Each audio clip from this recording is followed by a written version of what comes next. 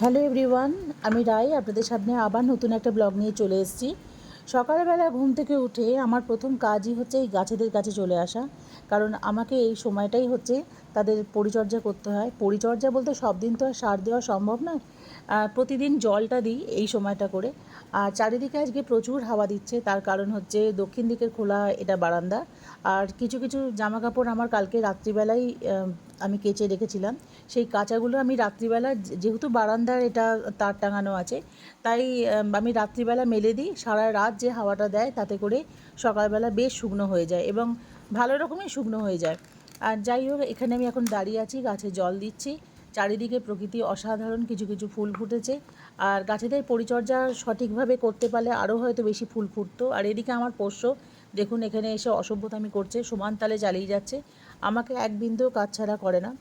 আর চলে এসেছি রান্নাঘরে। রান্নাঘরে হচ্ছে পুরোটাই আমার মেয়ের জন্য মানে রান্না। এখানে চাল কুমড়ো হচ্ছে খুব পাতলা করে, যাতে ওর লিভারে চাপ না পড়ে।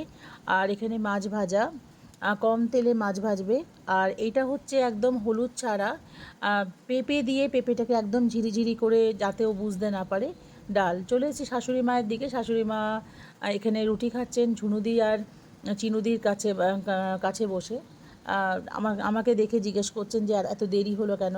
সকাল থেকে ঘুম থেকে উঠে সারাদিন একটা কর্মযজ্ঞ চলে, কে কী খাবে আর কে কী না খাবে, এটা একটা বিশাল একটা ব্যাপার। আর আমার মেয়ের যেহেতু শরীরটা একটু খারাপ হয়েছে, লিভারটা বেড়েছে, সেহেতু ওর জন্য পেঁপে দেওয়া ডাল এগুলো করতে হয়। পেঁপেটা শুনেছি খুব ভালো লিভারের পক্ষে, ওই জন্য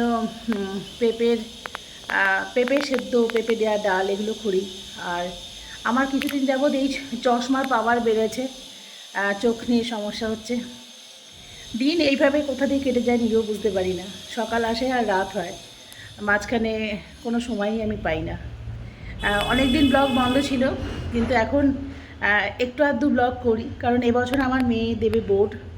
আর কিছুটা সময় আমি বাড়িতে থাকি। বাড়িতে থাকলে তবু ব্লগটা করা যায়, বাড়িতে না থাকলে তো আর ব্লগ করা যায় না। সবাই ভালো থাকবেন, সুস্থ থাকবেন, খুব ভালো ভালো করে জীবনটা কাটান। টাটা।